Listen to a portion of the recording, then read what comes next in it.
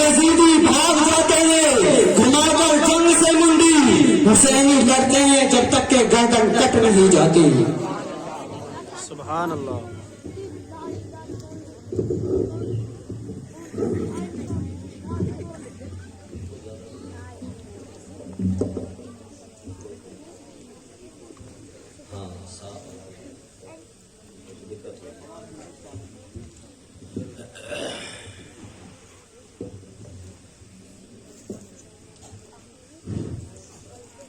السلام علیکم ورحمۃ اللہ وبرکاتہ۔ وعلیکم السلام ورحمۃ اللہ وبرکاتہ۔ نحمده ونصلی ونسلم علی رسولہ الکریم، اما بعد فاعوذ باللہ من الشیطان الرجیم، بسم اللہ الرحمن الرحیم۔ الف لام میم ذالک الکتاب لا ریب فیہ، صدق اللہ العظیم وبلغنا رسولہ النبی الامین الکریم، ونحن علی ذلک لمن الشاہدین والشاکرین والحمد للہ رب العالمین۔ ایک بار محبت کے ساتھ درود شریف پڑھیں۔ اللہم صلی علی سیدنا مولانا محمد بارک وسلم صلاۃ و سلام علیک یا رسول اللہ صلی اللہ تعالی علیہ وسلم۔ واہ کیا جود و کرم ہے شہ بطحا تیرا، سبحان اللہ سبحان اللہ۔ واہ کیا جود و کرم ہے شہ بطحا تیرا، نہیں سنتا ہی نہیں مانگنے والا تیرا۔ یا رسول اللہ خسروا عرش پہ اڑتا ہے فریرا تیرا، خسروا عرش پہ اڑتا ہے فریرا تیرا، تیری شوکت کا علو کیا جانے، خسروا عرش پہ اڑتا ہے فریرا تیرا۔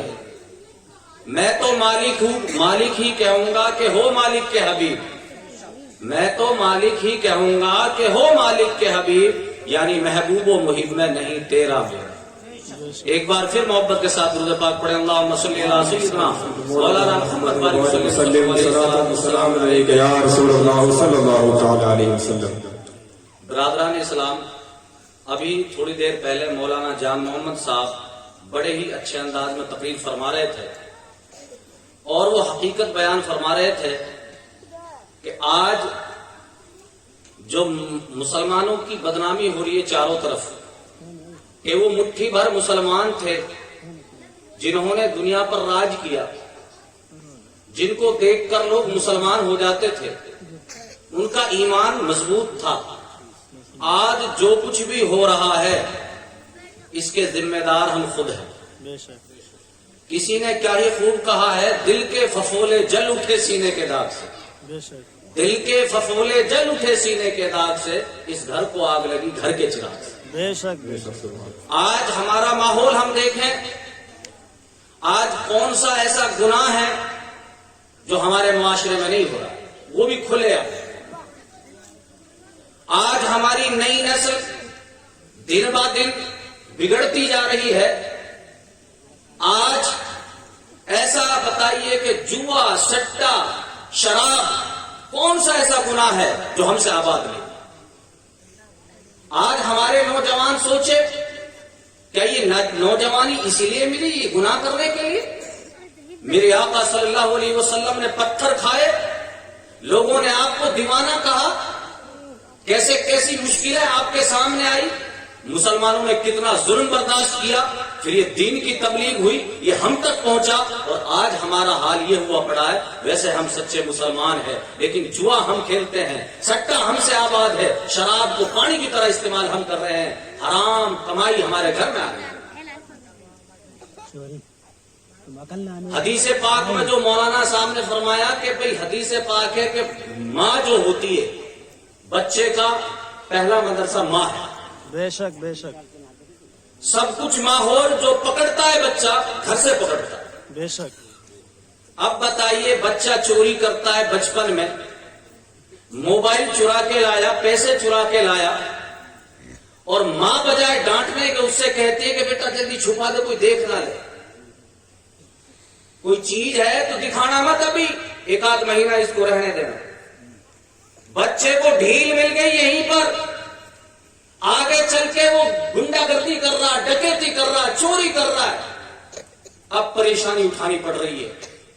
अब मौलवियों के चक्कर लगाए जा रहे हैं, साहब तावीज दे दो, साहब ये कर दो। ये बिगाड़ कहां से हुआ? पहली तालीम कहां से मिली? मां के पास से। थोड़ी सी लालच में आकर बच्चा कोरे कागज की तरह होता है जनाब। कोरे कागज में जो लिख दिया गया वो मिटता नहीं, और मिट भी जाए तो निशान फिर भी रह जाता है।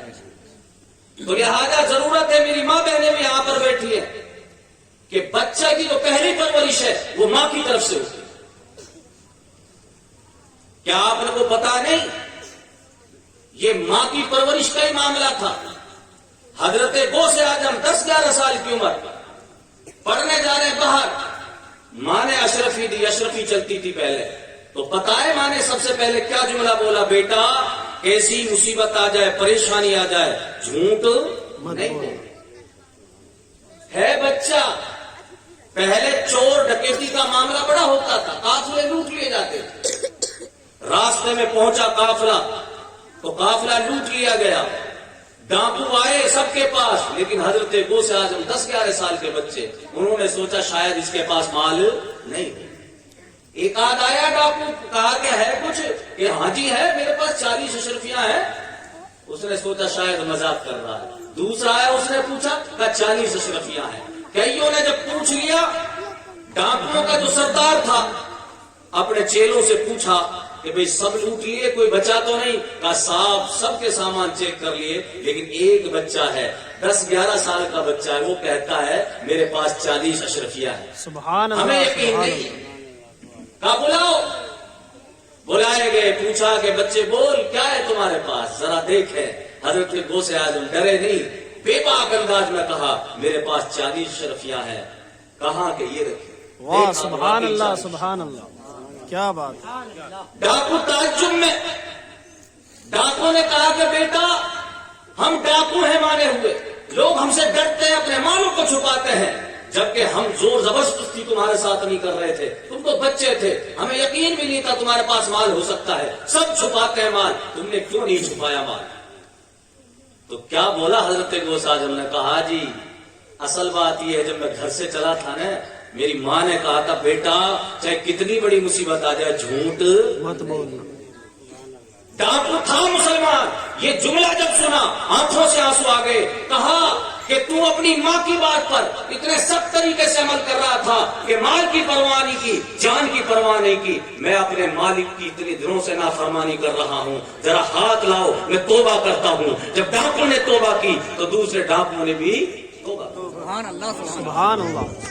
एक माँ ने अपना धर्म निभाया, अपना फर्ज निभाया, बच्चे पर उसका इतना बड़ा असर, और बच्चे का फिर उन लोगों पर कितना बड़ा असर, जरा सोचा। और आज हमारा क्या हाल है कि बेटा बता मत देना।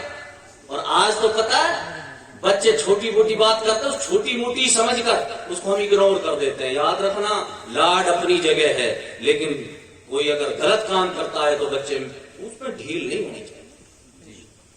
नहीं, बाद में वो दिन देखने पड़ते हैं, आदमी सोचता भी नहीं। वो गाली दे रहा है बच्चा, बचपन में बोलना सीख गया। हमें सिखाना चाहिए कलमा ऐसे पढ़ते हैं बेटा, बिस्मिल्लाह ऐसे पढ़ते हैं। लेकिन हमारा बेटा जब माँ की गाड़ी देता है और दूसरी गाड़ियां देता है तो माँ भी खुश हो रही है, बाप भी खुश हो रहा है, कितना अच्छा लग रहा है। और जब बड़े होकर फिर देता है डांट के गाड़ी, जब तक देता है। ये माहौल कहां से मिला? घर से मिला। बचपन में ढील नहीं दी जाती, लाड नहीं किया जाता। अरे हाँ, तुम्हें लाड करना है तो बच्चे को अच्छी चीजें सिखाओ, बिस्मिल्लाह पढ़ना सिखाओ। बच्चा बोलना सीख जाए तो बिस्मिल्लाह पढ़ना सिखाओ। ला इलाहा इल्लल्लाह कलमा है, इसको पढ़ना सिखाओ, अच्छे तरीके अच्छी बातें सिखाओ। लेकिन बजाय इसके हम दूसरी बातों। अच्छा, आज नई नस्ल हमारी खराब हो रही है। आप किसी दुनियादार से पूछो, इसका जवाब नहीं देगा कि भाई नई नस्ल हमारी खराब क्यों हो रही।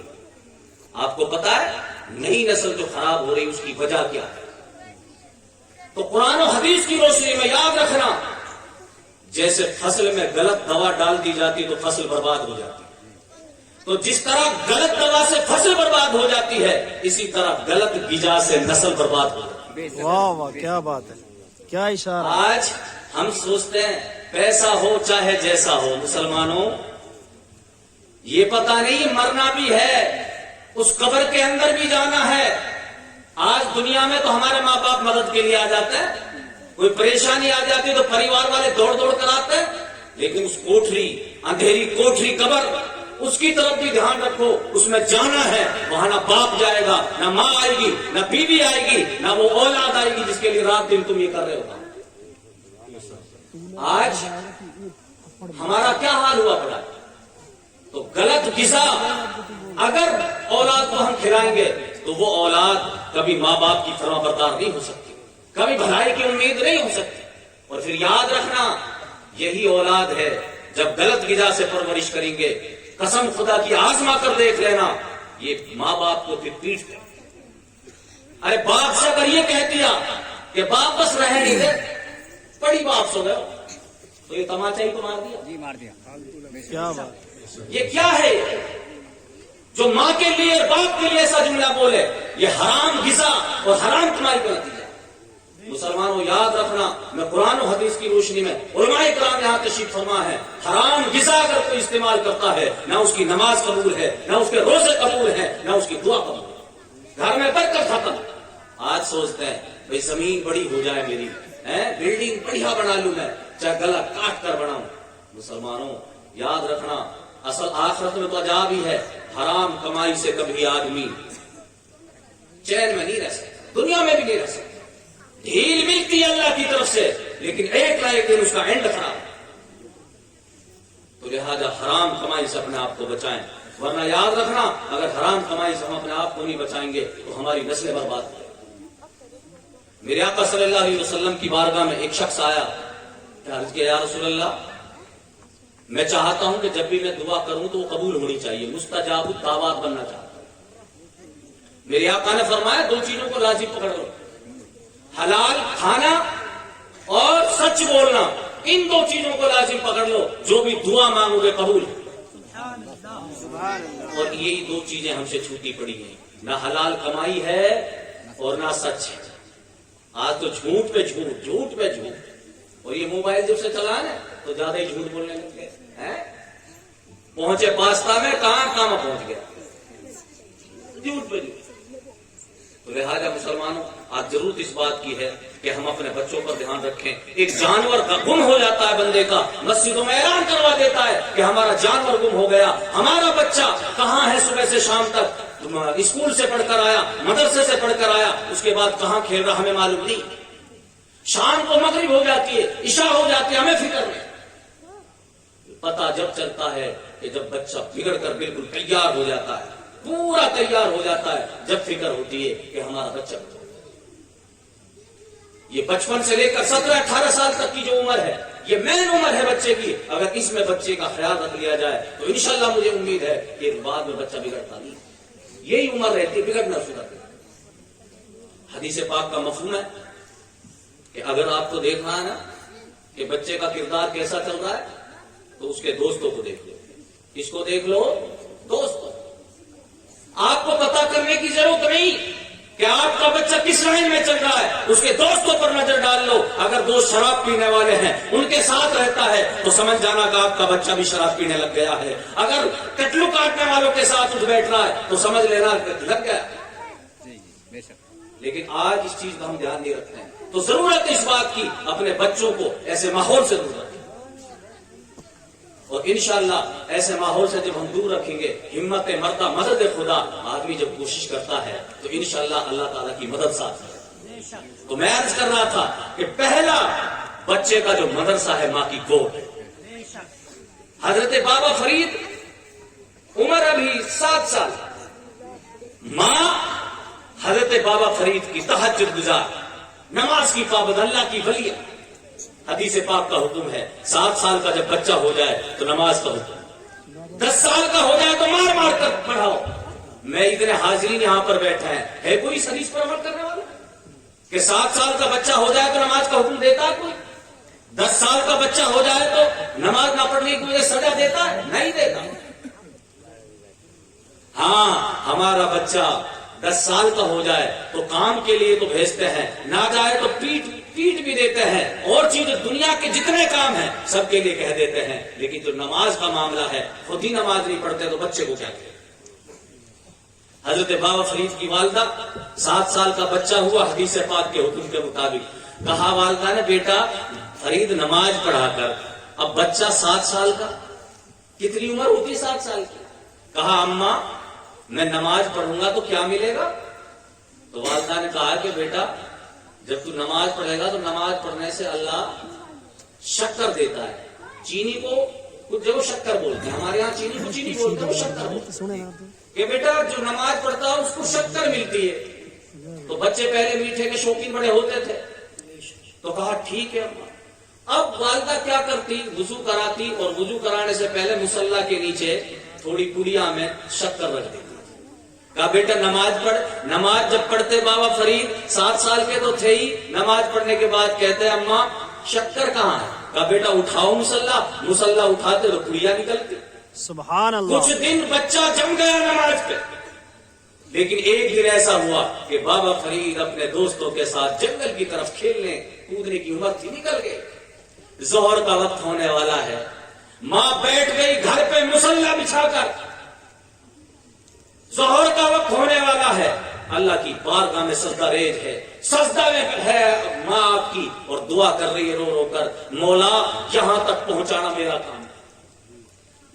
روزانہ میرے قابو میں رہتا تھا بچہ، میں رکھ دیتی تھی پڑیا چینی کی شکر کی، لیکن آج میرے قابو سے بچہ باہر ہے، جنگل میں ہے، میرا بچہ نماز پڑھے گا اور پھر دیکھے گا شکر، میں تو رکھوں گی نہیں شکر، آج شکر نہیں ملے گی، کہیں ایسا نہ ہو بھروسہ ٹوٹ جائے، میری محنت غائبہ ہو جائے۔ ماں جب دل سے دعا دیتی ہے تو قسم خدا کی ماں کی دعا اولاد کے حق میں اس طرح ہوتی ہے جیسے نبی کی دعا امت کے حق میں۔ سبحان اللہ، بے شک ماں رو رو کر دعا کر رہی ہے۔ ادھر بابا فرید نے اپنے دوستوں سے کہا اذان ہو گئی بھائی چلو نماز پڑھتے ہیں۔ کہا نماز کہاں رے، اب بھوک بھی لگی ہوئی ہے، نماز پڑھیں گے تو شکر دیتا اللہ۔ بے شک سبحان اللہ۔ بچے تھے دوسرے یار دوست نے کہا یار یہ تو بڑی اچھی بات، بھوک ویسی لگی ہوئی ہے، جنگل میں گھوم رہے ہیں صبح سے، نماز پڑھ لیتے ہیں۔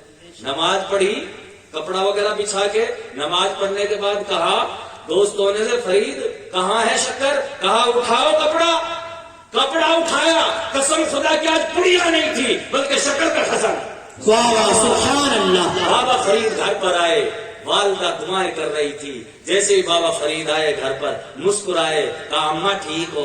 اماں نے کہا کہ بیٹا نماز پڑھ لی؟ کہا اماں نماز پڑھ لی۔ کہا شکر ملی؟ کہا اماں آج تو کمال ہو گیا، اس لیے تو میں ہنس رہا ہوں، روزانہ تو پڑیا ملتی تھی، آج پورا شکر کا خزانہ ملا۔ سبحان اللہ۔ ماں نے کہا بیٹا روزانہ شکر تو میں رکھتی تھی، آج یہ شکر خود مالک کے کائنات نے رکھی، خود اللہ تعالیٰ نے رکھی، اس لیے لقب ہے گنج شکر۔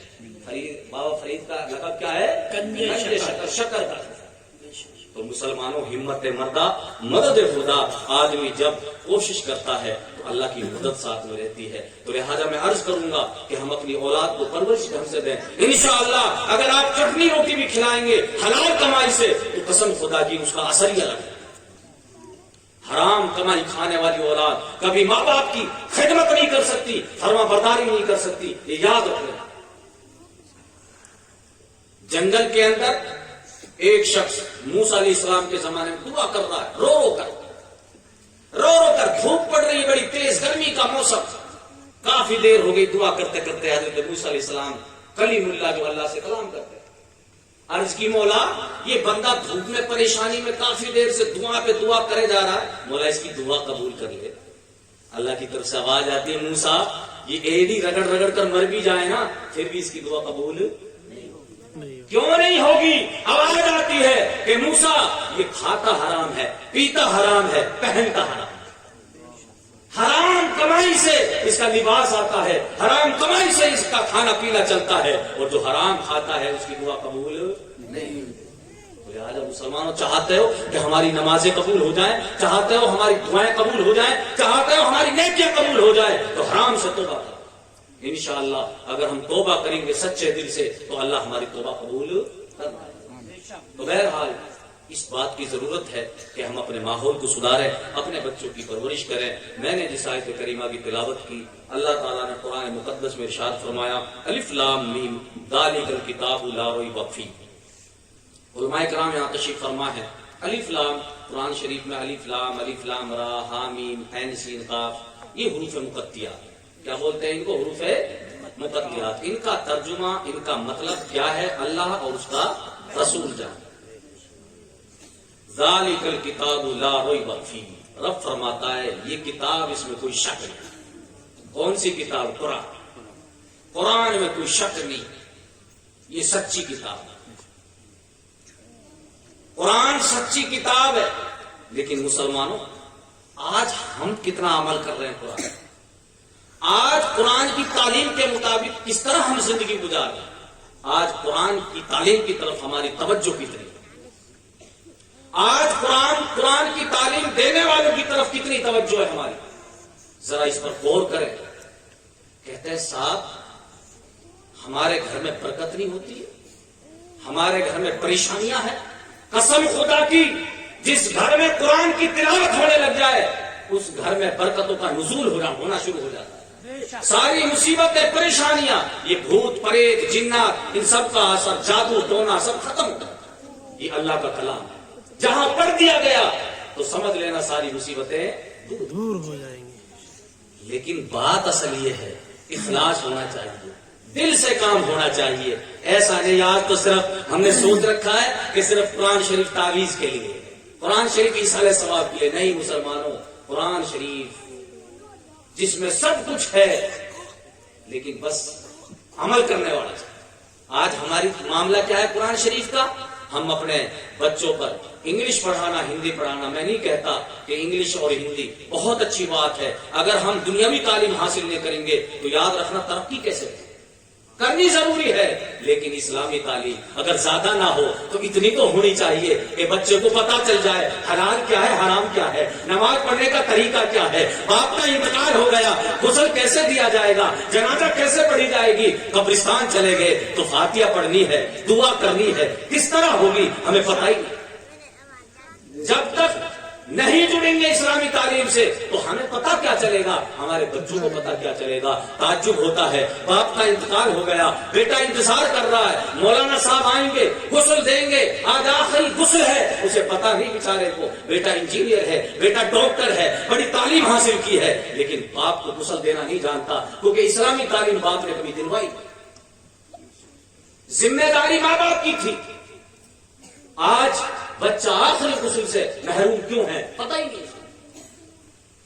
تو لہذا ضرورت اس بات کی ہے مسلمانوں، قرآن شریف کو معمولی سمجھ رکھا آپ نے؟ ہاں حدیث پاک کا مفہوم ہے کہ کل قیامت کے دن کچھ لوگ ایسے ہوں گے ان کے سروں پر تاج رکھا جائے گا، ایسا تاج رکھا جائے گا جس کی چمک دمک کو دیکھ کر لوگ کہیں گے یہ نبی ہے کہ شہید ہے کہ ولی ہے، کون ہے جن کے سر پر اتنا قیمتی تاج رکھا گیا؟ جواب آئے گا یہ نہ نبی ہے، نہ ولی ہے، نہ شہید ہے، یہ وہ بندہ ہے جس نے اپنے بچے کو دنیا میں قرآن پڑھانا سکھایا۔ سبحان اللہ۔ تو جس کا بچہ قرآن پڑھنا سیکھ جائے اس کے ماں باپ کو کل قیامت کے دن اتنا بڑا انعام ملے گا، تو جب ماں باپ کو اتنا بڑا انعام ملے گا تو بچے کو کتنا بڑا انعام۔ سبحان اللہ، سبحان اللہ۔ ایک قرآن شریف پڑھنا سیکھ جائے بچہ تو اتنا بڑا انعام ہے۔ مسلمانوں جس کا بچہ عالم بن جائے، حافظ قرآن بن جائے، مفتی بن جائے تو پھر اس کا معاملہ ہے۔ سبحان اللہ۔ قرآن کی تعلیم کو یوں سمجھ رکھا۔ ہاں اشارہ کتنا اچھا دیا علماء کرام نے۔ دنیاوی تعلیم بھی بچے حاصل کرتے ہیں، اسلامی تعلیم بھی حاصل کرتے ہیں۔ ایک بچہ جاتا اسکول میں بستا رہتا ہے، 8 10 15 کتابیں ہوتی ہیں، پیٹھ پر لاد کر لے جاتا ہے بستے کو۔ بے شک۔ ایک مسجد میں مدرسے میں جا رہا، اما پا رہا ہے قرآن شریف کو لے کر سینے پر رکھ کے لے جا رہا ہے۔ اشارہ مل رہا ہے کہ یہ بستہ والی تعلیم صرف دنیا تک کے پیچھے رہ جانے والی ہے، اور تو یہ سینے پہ تعلیم ہے، یہ آگے تک ساتھ جائے۔ سبحان اللہ، نعرہ تکبیر، نعرہ رسالت، جشن عید میلاد النبی، علماء اہل سنت، نعرہ تکبیر۔ مسلمانوں قرآن کی تعلیم آپ نے بارہا سنا قرآن شریف کا کتنا بڑا رتبہ ہے، کتنا بڑا مقام ہے، اللہ کا کلام ہے، ساری کتابوں میں سب سے بلند مقام قرآن ہے۔ میرے آقا نے فرمایا سب سے بہتر تم میں وہ ہے جو قرآن سیکھے اور سکھائے، سب سے بہتر قرآن شریف کا معاملہ۔ ارے قرآن شریف تو بہت بڑی بات ہے، صرف بسم اللہ۔ بارہا آپ نے سنا ہوگا کہ حضرت عیسیٰ علیہ السلام ایک قبر کے پاس سے گزرتے ہیں، عذاب ہو رہا ہے، قبر والے پر عذاب ہو رہا ہے۔ حضرت عیسیٰ علیہ السلام گزر گئے، تھوڑے دن کے بعد واپس آئے تو دیکھا کہ اسی قبر والے پر اللہ کی رحمت کی برسات ہوئی۔ حضرت عیسیٰ علیہ السلام نے کہا مولا کچھ دن پہلے میں گزرا تھا تو عذاب ہو رہا تھا اور اب اچانک تیری رحمت کی برسات ہو رہی ہے، معاملہ کیا ہے؟ رب کی طرف سے آواز آتی ہے عیسیٰ اصل بات یہ ہے کہ یہ بندہ گنہگار تھا، اپنے گناہوں کی سزا کاٹ رہا تھا، لیکن اپنا بچہ دنیا میں چھوڑ کر آیا تھا، اب وہ بچہ پڑھنے کے لائق ہو گیا۔ بچے کی ماں نے بچے کو پڑھنے کے لیے بھیجا مدرسے میں، استاد نے کہا پڑھ بیٹا بسم اللہ۔ تو اے عیسیٰ جب اس کے چھوٹے سے بچے نے اپنی توتلی زبان سے مجھے رحمان و رحیم کہا تو میری رحمت کو گوارا نہ ہوا کہ جس کا بچہ زمین پر رہ کر مجھے رحمان و رحیم کہے، میں اس کے باپ کو عذاب کیسے دوں؟ اس لیے میں نے اس کے گناہوں کو نیکیوں سے بدل دیا۔ سبحان اللہ۔ مسلمانوں ذرا سوچو کہ ایک بسم اللہ اگر پڑھتا ہے تو اس کا اتنا بڑا ثواب، اتنی بڑی برکت ہے، اور جب قرآن پڑھے گا تو کتنا بڑا ثواب ملے گا۔ اب میں ایک بات بیچ میں کہہ دیتا ہوں، آج ماشاءاللہ ایصال ثواب قرآن و حدیث سے ثابت ہے، اور الحمدللہ اللہ کا شکر ہے کہ اللہ نے ہمیں شعور دیا کہ ہمارے انتقال اگر کسی کا ہو جاتا ہے تو 2 دن بعد، 3 دن بعد، 4 دن بعد سب اکٹھا ہوتے ہیں، بڑے بوڑھے جوان بچے سب اکٹھے ہو جاتے ہیں، اس میں چھوٹے بچے بھی ہوتے ہیں، قرآن پڑھنے والے قرآن پڑھتے ہیں، کلمہ پڑھنے والا کلمے پڑھتے ہیں، پھر دعا مانگی جاتی ہے اللہ جو کلمے پڑھے ہیں، جو قرآن پڑھا ہے، اس کا ثواب ہمارے دادا کو عطا کر، بے شک، ہماری ماں کو عطا کر، بے شک، جس کو تیجا بول دیتے ہیں ہم۔ سبحان اللہ۔ اب اسی کو لوگ کہیں کہ یہ شرک اور بدعت ہے۔ مسلمانوں ذرا سوچو، تیجا شرک بدعت اگر کہتے ہیں تو تیجا میں ہوتا کیا؟ قرآن پڑھا جاتا ہے یا کلمے پڑھے جاتے ہیں؟ اب مجھے یہ بتاؤ کیا قرآن پڑھنا غلط ہے یا کلمہ پڑھنا غلط ہے؟ ارے ہے غلط؟ سن لے جو کچھ بتا رہا ہے۔ قرآن پڑھنا اس کا ثواب، کلمہ پڑھنا حدیث پاک میں آیا، میرے آقا نے فرمایا جس مرنے والے کی طرف سے 70,000 یا 1.25 کلمے پڑھ لیے جاتے ہیں اللہ اسے بخش دیتا ہے۔ سبحان اللہ، سبحان اللہ۔ نہیں بلکہ حدیث کہتی ہے۔ اچھا لوگ ایصال ثواب سب کرتے ہیں، سبھی کرتے ہیں، جو منع کرتے ہیں وہ بھی کرتے ہیں، صاحب میرا ذخیرہ ہو رہا ہے، میرا یہ ہو رہا ہے۔ ارے اچھی بات ہے، ذخیرہ ہو رہا تیرا، تو ایک بندہ اگر پڑھتا ہے 1.25 کلمے تو مہینہ بھی لگ سکتا ہے، 1.5 مہینہ بھی لگ سکتا ہے، اور وہ اکیلا ہے، گنہگار ہے، نیک ہے، کچھ اللہ بہتر جانے۔ لیکن جہاں سارے اکٹھے ہو رہے ہیں، بڑے بھی ہیں، بوڑھے بھی ہیں، بچے بھی ہیں، ان میں پتہ نہیں کون ایسا بچہ ہے یا کون ایسا آدمی ہے کہ جس کی وجہ سے سب کی دعا۔ سبحان اللہ، سبحان اللہ۔ پھر یہ غلط کیسے ہے؟ جس میں قرآن پڑھا جائے، کلمے پڑھے جائیں، ارے ہاں بس اس کو تیجا نہیں کہنا چاہیے بھائی، تیجا نہیں تو کوئی اور نام رکھ دو، کچھ اور نام رکھ دو، قرآن خوانی رکھ دو، پڑھو تو صحیح، کرو تو صحیح کام۔ بھائی ناک پہ اگر مکھی بیٹھ جائے تو ناک کو نہیں کاٹا جاتا، مکھی کو اڑائے۔ اگر تمہیں غلط لگتا ہے تیجا تو قرآن خوانی کہہ دو، ایصال ثواب کی محفل کہہ دو، کچھ بھی کہہ دو، بس تیسرے دن نہیں کہ بھائی چوتھے دن کرو، دوسرے دن کرو۔ تو بہرحال مسلمانوں یہ آج نئی باتیں، اللہ رحم فرمائے، بس یہ دیکھ لیں کہ بھئی اس میں پڑھا کیا جا رہا، قرآن پڑھا جا رہا، کلمے پڑھے جا رہے ہیں۔ ضروری نہیں آپ چڑوں پر پڑھو، آپ کنکریوں پر پڑھ دو، تسبیحوں پر پڑھ دو، چڑوں پر کوئی پڑھا، چنا صرف گنتی کے لیے ہوتا ہے۔ کس کے لیے ہوتا ہے؟ گنتی کے لیے۔ چنا پڑھا نہیں جاتا، یہ کان کھول کر سن لے آپ، چنا کو پڑھا ہاں صرف چنا گنتی کے لیے۔ چنا پڑھا جاتا ہے، اس کو بکھیر دیتے ہیں نا، بے ادبی ہوتی ہے۔ چنا اگر پڑھا جائے، بکھر جائے، پہلی بات تو چنا پڑھا نہیں جاتا ہے، پھر تو معاملہ یہ ہو جائے گا ہم تسبیح پڑھتے ہیں نماز کے بعد ہاتھوں پہ سبحان اللہ الحمدللہ سبحان اللہ الحمدللہ، تو اب آپ نے پڑھ لیا، ہاتھوں پہ تسبیح پڑھ لی، اللہ کا نام لے لیا، اب ان ہاتھوں کو آپ حفاظت سے رکھو، گندگی میں نہیں ڈالنا ہے۔ تسبیح پڑھ لیا آپ نے، اگر گندگی میں ڈالو گے تو بے ادبی ہو جائے گی۔ سمجھنے والی بات مسلمان، تو پتا چلا کہ ہم تسبیح پڑھتے ہیں، ہاتھ کو نہیں پڑھتے، اور یہ پڑھی نہیں جاتی گھائیاں بلکہ صرف گنتی کے لیے. کس کے لیے ہے؟ بلا تمثیل و تشبیہ. اسی طرح چڑے بھی صرف گنتی کے لیے ہیں. بزرگان دین نے یہ مقرر کر دیا تھا کہ بھئی 12.5 سے جو چڑے ہوتے ہیں ان کی جو تعداد و گنتی 1.25 لاکھ سے زیادہ ہوتی ہے، تو اس میں یہ سوچا کہ گنتی ہو جائے تو شیرنی ہو جائے. سبحان اللہ سبحان اللہ. تو بہرحال مسلمانوں، اس میں اپنی طرف سے یہ نہیں بلکہ قرآن پڑھا جاتا ہے، کلمے پڑھے جاتے ہیں، اور دونوں ہی اچھی چیزیں ہیں. اور ہماری کوشش ہے کہ بھئی ہم جو بھی کریں کوشش کریں قبول کرنا اللہ کا. تو بہرحال میں عرض کر رہا تھا کہ میرے آقا نے فرمایا کہ سب سے بہتر تم میں وہ ہے جو قرآن سیکھے اور سکھائے. تو آج ضرورت ہے کہ قرآن کی طرف ہم توجہ دیں، قرآن پڑھانے والوں کی طرف توجہ دیں. یہ نہیں کہ ہاں ہندی پڑھانے والے کو مہینے میں ایک بچے کا 1000 روپے دے سکتے ہیں، لیکن قرآن پڑھانے والے کو 50 روپے بڑی مشکل سے نکلتے ہیں. یہ کیا ہو گیا؟ ہمارا امام ہے، 5 وقت کی نماز پڑھتے ہیں امام صاحب، پیچھے اس امام کے. اچھا، نماز میں تو پیچھے اس امام کے، ہر جگہ آگے اس امام کے. امام بیچارہ کیا کرے؟ ہمارے میوات کا تو ماحول اللہ رحم فرمائے، سال میں 1 بار دیتے ہیں اناج کے ٹائم. بیچ میں اگر کوئی بات ہو گئی 5 مہینے میں تو جا بھیا. کیا امام کے بال بچے نہیں ہوتے؟ کیا امام کا پریوار نہیں ہوتا؟ کیا امام کو پیسوں کی ضرورت نہیں پڑتی ہے؟ مسلمانوں، یہ چیز آج پتہ ہے علماء کی قدر ہم نے کم کر دی تو یہ عذاب آیا. میرے آقا نے فرمایا کہ عالم کی جس نے قدر کی گویا اس نے میری قدر کی، جس نے عالم سے مسافہ کیا گویا اس نے میرے ساتھ مسافہ کیا. دنیا میں جو عالم کے ساتھ بیٹھا کل قیامت کے دن وہ میرے ساتھ بیٹھا. سبحان اللہ سبحان اللہ. عالم کی قدر ہم نے بتا دی. عالم کے لیے پیسے ہماری جیب سے نہیں نکلتے. ہاں امام صاحب ہے بیچارے، اگر وہ سادگی میں رہیں، سادہ کپڑے میں رہیں، سادگی میں رہیں تو بھی آنچ، ارے یہ تو ہمارا امام ٹیچر سو، پھر بھی پریشان. اور امام نے ٹیپ ٹاپ کے کپڑا پہن لیے اور کوئی موٹر سائیکل وغیرہ لے لی، تھوڑا صحیح ڈھنگ سے رہا ہے، بھائی اڑ رہا ہے، لوٹ رہا ہے، کر دیو کام. مسلمانوں میں کیا ہے؟ یہ ہے کیا؟ یہ ہنسنے والی بات نہیں مسلمانوں. آج بتائے دوسری قوموں کو دیکھو جا کر، دوسری قوموں نے اپنے گرووں کو اپنے سر پر بٹھا کے رکھا ہے.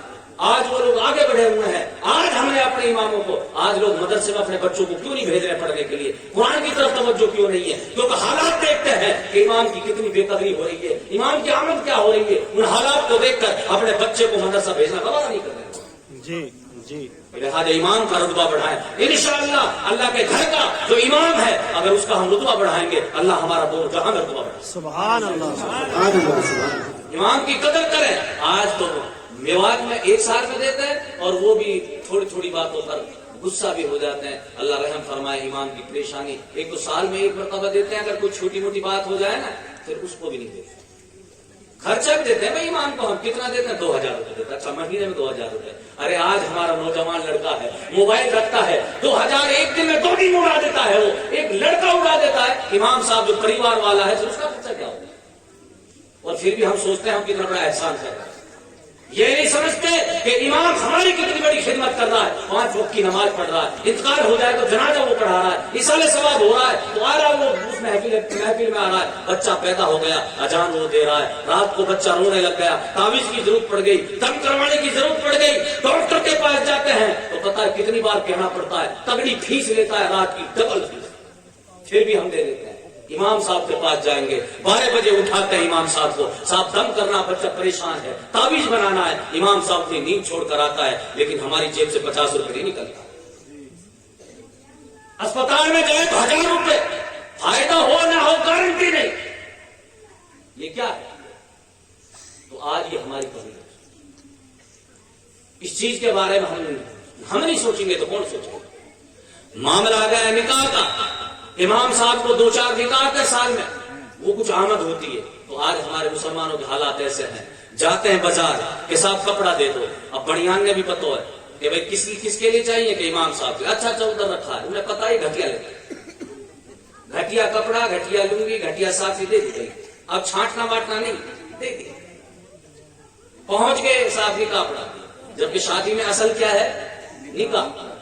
اصل نکاح میں کوئی خرچہ نہیں، اور دوسری فضولیات ہے لاکھوں روپے کا خرچہ، لاکھوں کا، جو شریعت میں جائز نہیں۔ کھانا جہاں 1 لاکھ کا بننا چاہیے وہاں 3 لاکھ کا کھانا بنا رہے ہیں۔ ہاں بہت سے بھائی اللہ ہدایت دے بینڈ باجا لے کر آ رہے ہیں، 1 لاکھ 50 ہزار تک کا ان میں خرچہ ہو رہا ہے۔ جہاں 10 گاڑیوں کی ضرورت ہے وہاں 20 گاڑیاں کر رہے ہیں، خرچہ فضول ہو رہا ہے۔ لیکن امام صاحب پڑھا رہے ہیں، اب کپڑے تو لے لیے، اب نکال رہے ہیں 500، اور اس کے پوچھتے ہیں 500 دے دو، 500 اس کو ہی پوچھ رہے ہیں 500 دینے کے لیے، 1000 دینے کے لیے۔ مسلمانوں جو اصل چیز ہے جہاں ہم لاکھوں خرچ کر رہے ہیں، کہ ہم 11,000 روپے امام صاحب کو نہیں دے سکتے؟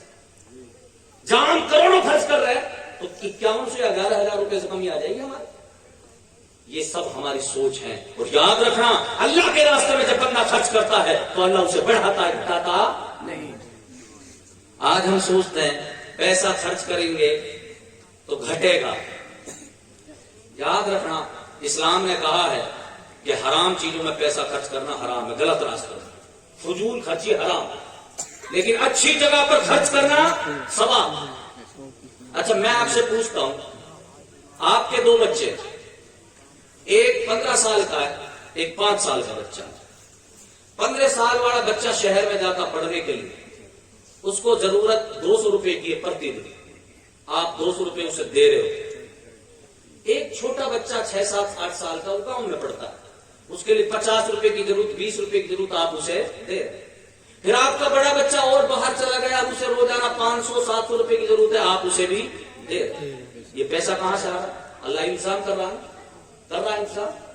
یہ دھیان رکھنا، جیسا بندہ خرچ کرتا ہے رازق اللہ ہے، رزق اسی حساب سے ملتا ہے۔ اللہ کو تو پتا ہے میرے اس بندے کا کتنا خرچہ ہے، میرے اس بندے کا کتنا خرچہ ہے۔ جب ہم جو اصل ذمہ دار نہیں، اصل مالک رب ہے، ہم تو اللہ نے مالک بنائے، اللہ نے ذمہ دار بنائے۔ جب ہم اپنے بچوں کو خرچے کے حساب سے پیسہ دیتے ہیں، جس بچے کا 500 کا خرچہ ہے اسے 500 دے رہے ہیں، جس کو 200 کی ضرورت ہے اسے 200 دے رہے ہیں۔ مسلمانوں ذرا سوچو، وہ تو حاکم الحاکمین ہے، اسے پتا ہے میرے کس بندے کو کتنی ضرورت ہے۔ ایک بندہ صرف اپنے اوپر خرچ کرتا ہے، اسے کم خرچہ لگتا ہے۔ ایک بندہ غریبوں پر بھی خرچ کرتا ہے، رشتے داروں پر بھی خرچ کرتا ہے، ماں باپ پر بھی خرچ کرتا ہے۔ اللہ فرماتا ہے اس کا رزق بڑھا دیا جائے، کیونکہ صرف اپنے اوپر نہیں، اپنے یار دوست، اپنے بال بچے، اپنے ماں باپ، اپنے رشتے دار، ان پر بھی خرچ کرتا ہے، اس کے مال میں بڑھوتری کر دی جاتی ہے۔ سبحان اللہ۔ لہٰذا اللہ کے راستے میں خرچ کرنے سے مال میں کمی نہیں آتی۔ بہرحال رب نے فرمایا ہدی للمتقین، یہ قرآن متقیوں کے لیے کیا ہے؟ ہدایت۔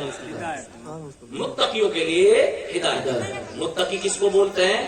اللہ سے ڈرنے والے، اللہ سے ڈرنا۔ اور صحیح معنی میں اگر اللہ کا ڈر پیدا ہو جائے قسم خدا کی، پھر ہمارے قدم گناہ کی طرف نہ جائے۔ گناہ کا موقع آ گیا بندے کے سامنے، بندہ چوکتا تو ہے نہیں، جلدی سے آ گیا موقع گناہ کرنے کا، اب وہ ادھر ادھر دیکھتا ہے، کوئی دیکھ تو نہیں رہا ہے، لیکن کبھی دل میں خیال نہیں آتا کہ دنیا والے دیکھیں یا نہ دیکھیں لیکن میرا رب دیکھ رہا۔ اگر یہ خیال آتا ہے تو سمجھ لو آپ کا ایمان مضبوط ہے، لیکن ہم بس یہ نہیں دیکھتے کہ اللہ دیکھ رہا ہے، کوئی دیکھ تو نہیں رہا ہے، کہیں بے عزتی نہ ہو جائے، کہیں عزت پہ دھبا نہ لگ جائے۔ مسلمانوں تم گناہ بھی چھوڑتے ہو تو بندوں کے ڈر کی وجہ سے چھوڑتے ہو۔ ہاں گناہ چھوڑنا ہے تو رب کے ڈر کی وجہ سے چھوڑو، قسم خدا کی، پھر دیکھو اس کا اثر کیا ہوتا ہے۔ اللہ کا ڈر کیا ہوتا ہے؟ حضرت عبداللہ ابن عمر رضی اللہ تعالیٰ عنہ صحابی رسول ہیں، وہ مدینے سے نکلے، ٹفن میں کھانا لے کر چلے گئے، راستے جنگل میں پہنچے، ابھی مدینہ منورہ کے جنگل میں پہنچے تھے، کھانا کھانا چاہا۔ حضرت عبداللہ ابن عمر کی عادت تھی کہ جب آپ کھانا کھاتے تھے تو دیکھتے تھے کہ بھی آس پاس کوئی ہو تو اس کو بھی شریک کرو کھانے۔ تو دیکھا تو ایک چرواہا نظر آیا، بکریاں چرانے والا، جنگل میں گرمیوں کے دن تھے، وہ چرواہا بیچارہ سادے کپڑے پہن رکھے، پھٹے پرانے۔ حضرت عبداللہ ابن عمر نے اس سے کہا بھائی کوئی رمضان کا وقت نہیں چل رہا تھا، روزوں کا مہینہ نہیں چل رہا تھا، عام دن تھے گرمیوں کے، دھوپ پڑ رہی کڑاکے۔ حضرت عبداللہ ابن عمر نے کہا بھائی آؤ کھانا کھاتے ہیں۔ تو اس نے کہا کہ بھائی آپ کھائیے اللہ برکت کرے، منع کر دیا۔ دوسری مرتبہ کہا کہ بھائی کھانا کھا لو، پھر منع کر دیا۔ تیسری بار حضرت عبداللہ ابن عمر نے کہا کہ بھائی کھا لو نا کھانا، تو کہا حضرت روزے سے۔ کیا کہا؟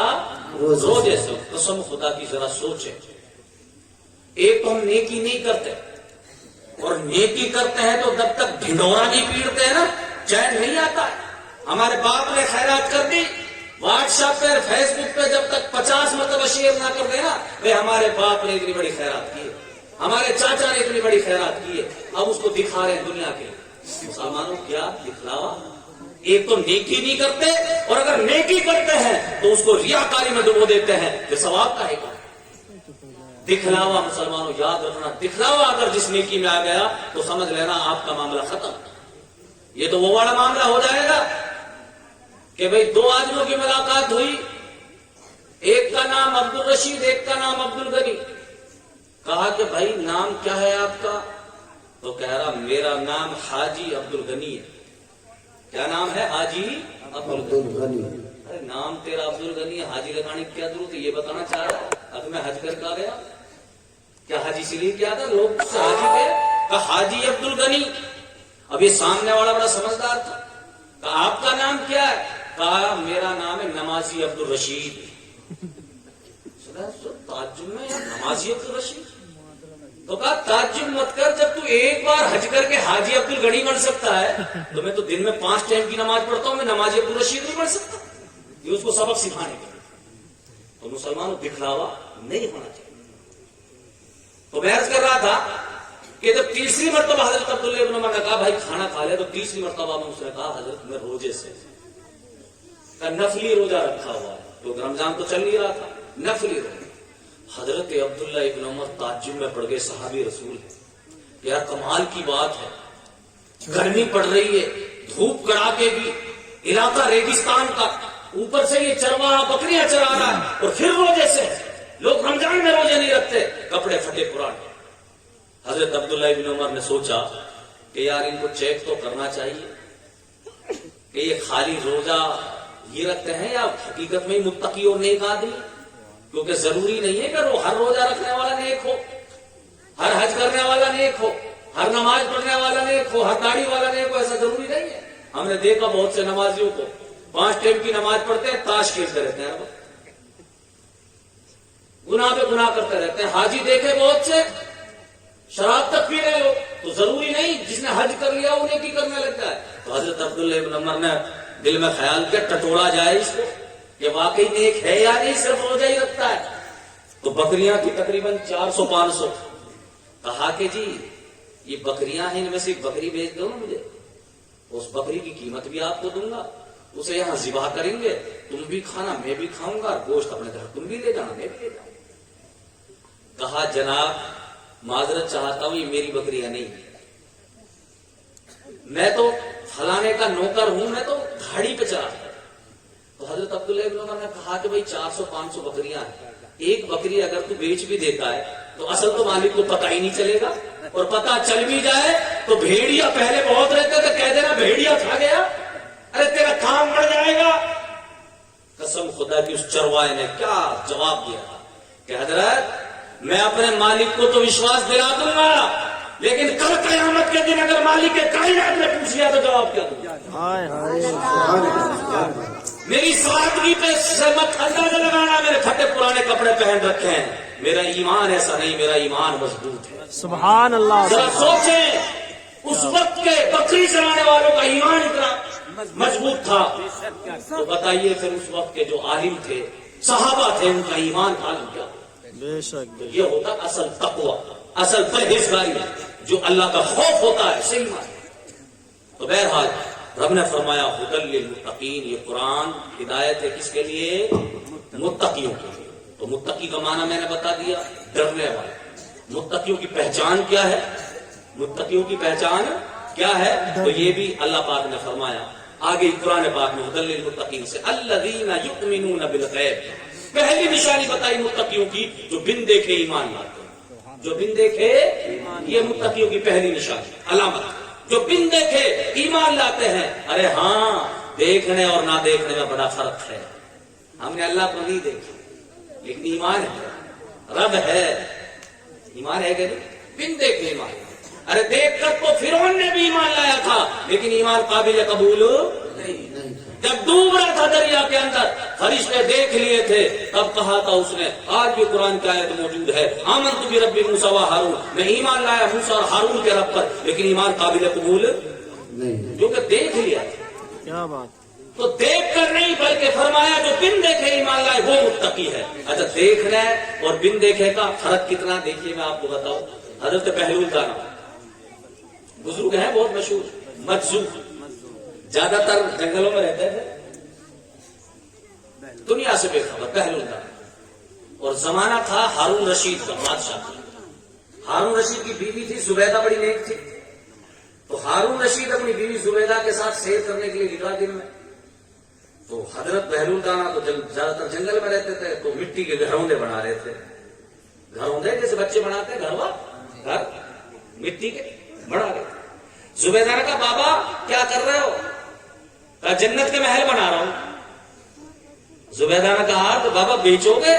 کہا ہاں بیچ دوں گا. کہا کتنے روپے میں؟ کہا 1 درہم 1 روپے میں. زبیدہ نے 1 درہم دے دیا کہ بابا میرا محل. ہاں.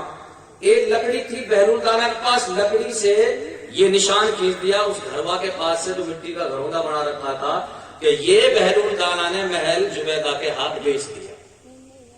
وہاں سے آ گیا. ہارون رشید نے اپنی بیوی سے کہا زبیدہ تو بھی پاگل ہے، 1 روپیہ دیا ہی وہاں 1 درہم، کسی کو اور کو دیتی تو کام آتا. یہ تو جنگل میں رہتے ہیں، روپیہ کا کیا کریں گے؟ کہ مٹی کا جنت کا محل خرید لیا. تو زبیدہ نے کہا میں نے خریدا ہے، میں جانوں، میرا کام جانوں. گھر پر آ گئے. آنے کے بعد جب سوئے تو ہارون رشید نے خواب میں دیکھا کہ جنت میں سیر کر رہے ہیں ہارون رشید. تو دیکھا کہ محل ہے، اس کے دروازے پر لکھا زبیدہ خاتون. تو ہارون رشید نے سوچا میری بیوی ہے کا محل ہے، اس میں داخل ہو جاؤں. جیسے داخل ہونا چاہا، داخل نہیں ہونے دیا. کہا کہ میری بیوی کا محل ہے. کہا جو بیوی کا وہ اس کے آدمی کا، یہ دنیا کا معاملہ ہے، یہاں تو جو جس کا ہے اسی کا. واہ سبحان اللہ. جنت کا محل مل گیا. نیند کھلی ہارون رشید کی تو کہا اپنی بیوی سے زبیدہ جلدی چلو بابا کے پاس لے چلو. یہ بابا اللہ کے جو ولی ہوتے ہیں، ارے ہاں خدا ہوتا ہے، خدا ایک ہے، اس کے سوا کوئی دوسرا خدا نہیں. لیکن جو خدا کے ولی ہے وہ خدا سے جدا نہیں. اللہ نے ان کو پاور دیا، اختیار دیا ہے. کہا بابا کے پاس لے چلو. کہا صبح تو ہونے دو، صبح چلیں گے. صبح گئے بابا کے پاس. بابا کا تو کام ہوئی گھروندے بنانا مٹی کے. تو ہارون رشید نے کہا بابا کیا کر رہے ہو؟ کہا جنت کے محل بنا رہا ہوں. کہا بیچو گے؟ کہاں بیچ دوں گا. کتنے روپے میں؟ کہ پوری بادشاہت کے بدلے میں. ہائے ہائے ہارون کیا رشید بات. چونک گیا، ارے بھائی کل تو 1 روپے میں، آج پوری بادشاہت. قسم خدا کی آج نبی کے علم پر اعتراض کرتے ہیں لوگ، جب ان کے در کے قدا کے یہ علم ہے، جو ان کے نوکر غلام ہیں ان کے علم کا یہ معاملہ ہے، تو پھر میرے آقا کے علم کا معاملہ کیا ہوگا؟ بہلول دانا بولے ہارون تمہاری بیوی نے بن دے کے خریدا تھا، تم دیکھ کر آ رہے. ہائے ہائے سبحان اللہ. دونوں دیکھ کر آ رہے ہو رات میں خواب. تو یہ ہے اللہ کے ولیوں کا علم. ان کے در کے غدا بھر دیتے ہیں شاہان زماں کی جھولی. محتاج کا جب یہ عالم ہے تو مختار کا عالم کیا ہوگا؟ تو بہرحال رب نے فرمایا کہ متقیوں کی پہلی نشانی ہے کہ الذین یؤمنون بالغیب، جو ایمان لاتے ہیں بالغیب.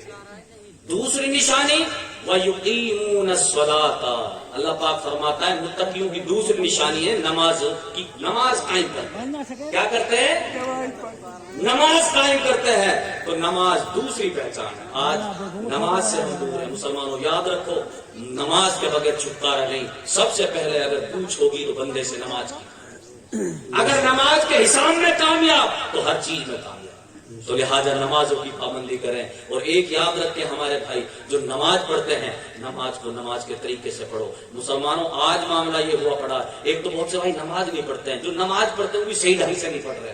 نماز پڑھنے گئے وضو کی جلدی، امام صاحب نے جماعت شروع کر دی. اب ہم نے وضو کی کچھ نہیں کی، آستین چڑھا دی ہم نے یوں، اور ادھر امام صاحب نماز میں رکوع میں جانے والے ہیں. ہم نے جلد بازی میں کیا کیا، ایسی آستینی چڑھی ہوئی اور نیت باندھ لی. نیت باندھنے کے بعد آدھی اللہ اکبر کھڑے ہو کر، آدھی اللہ اکبر رکوع، کپڑا سیل کیا ہی نہیں، آپ کی نماز شروع. اگر شروع کی جو تکبیر تحریمہ ہے اللہ اکبر، اگر کھڑے ہو کر نہیں کی پوری، آدھی کھڑے ہو کر آدھی رکوع میں کی ہے تو آپ کی نماز شروع. دوسرا یہ अगर आधी आस्तीन से ज्यादा कपड़ा चढ़ा हुआ है, मुड़ा हुआ है, एक टी शर्ट का अलग हुक्म है, उसमें मुड़ा हुआ नहीं रहता है, हमारा कुर्ता है या शर्ट है यहाँ तक और हमने मोड़ दिया, आधी कलाई से ज्यादा अगर मुड़ा हुआ है, उसी हालत में हम नमाज पढ़ते हैं तो नमाज मकरूह तहरीमी वाजिब हुई है। हाय हाय क्या बात। लौटाने का हुक्म। फिर दूसरा काम ये भी करते हैं हम, क्या तो करते ही नहीं वापस, फिर नमाज शुरू कर दी, अब आराम से अपना काम कर रहे हैं, यूं ऐसा आराम से ऐसा आराम से, जबकि नमाज की हालत में अमल, इससे नमाज बेसी अमले कसीर से। तो मुसलमानों नमाज को नमाज के तरीके से पढ़ो।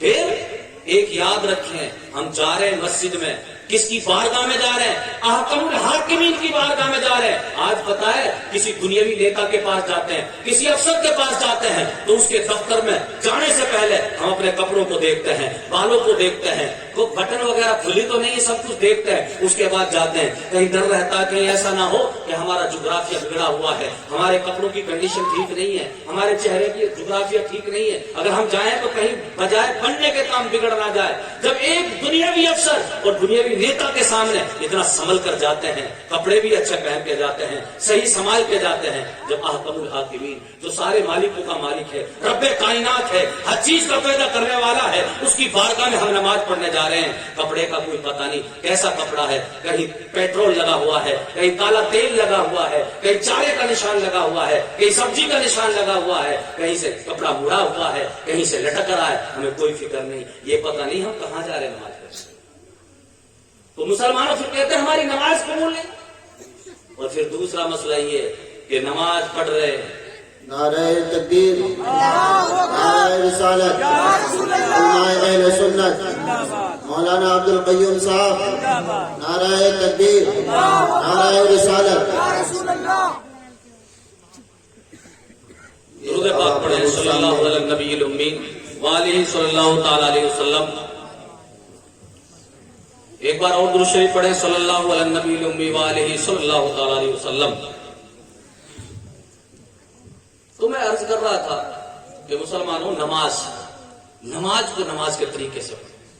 नमाज मस्जिद में पढ़ रहे हैं हम, जबकि नमाज का मामला ये होना चाहिए, मेरे आका ने फरमाया जब तुम नमाज पढ़ो तो दिल में ये यकीन और तसव्वुर कर लो कि अल्लाह को तुम देख रहे, अल्लाह को, और अगर ये ना कर सको तो दिल में ये ख्याल और यकीन जमा लो अल्लाह हमें देख रहा है। और बेशक इस हालत में नमाज पढ़े, इस हालत में अगर नमाज पढ़ेंगे तो इंशाअल्लाह फिर जब नमाज पढ़ेंगे तो दुनिया का ख्याल नहीं है। आज पता है नमाज पढ़ रहे हैं आराम से, हमें सब कुछ पता है, पुतलियां हमारी चारों तरफ चल रही हैं, नमाज पढ़ रहे हैं चारों तरफ टुकुर टुकुर देख रहे हैं, कौन आ रहा, कौन जा रहा, कौन क्या कर रहा, सब पता है। और फिर कहते हैं नमाज पढ़ रहे हैं हम सही ढंग से, साहब मौलाना साहब नमाज ही कबूल नहीं होती। तो नमाज कबूल कहां से होगी? नमाज को नमाज के तरीके से। मुसलमानों नमाज को नमाज के ढंग से नहीं पढ़ेंगे तो हमारी नमाज कबूल नहीं होगी। फिर हमारा वक्त जाहिर करना है, अरे कोशिश करना हमारा काम है। अगर नमाज को नमाज के तरीके से नहीं पढ़ेंगे तो फिर बात, एक मौलाना साहब नमाज पढ़ रहे हैं, एक आम आदमी नमाज पढ़ रहा है, मौलाना साहब की अभी सूरत पूरी नहीं हुई है, एक आम आदमी उनको सजदे से भी खारिज हो गया। कितना पढ़ा लिखा है, एक मौलाना ने 8 साल लगाई मदरसे में और उससे जल्दी जल्दी एक आम आदमी रुकू सजदा भी कर लिया और मौलवी साहब की अभी रकात भी पूरी नहीं। ये हमारी नमाज। मुसलमानों ये नमाज नहीं। तो मेरे आका ने जो फरमाया कि जब नमाज पढ़ो तो ये तसव्वुर जमा लो कि यकीन कर लो कि अल्लाह को तुम देख रहे हो। अगर ये ना कर सको तो ये यकीन कर लो कि अल्लाह तुम्हें देख रहा है। तो दूसरी निशानी जो फरमाई रब ने मुत्तकियों की क्या है, वयुकीमूनस्सलाता, कि नमाज मुत्तकी लोगों की दूसरी निशानी कि नमाज को कायम करते हैं।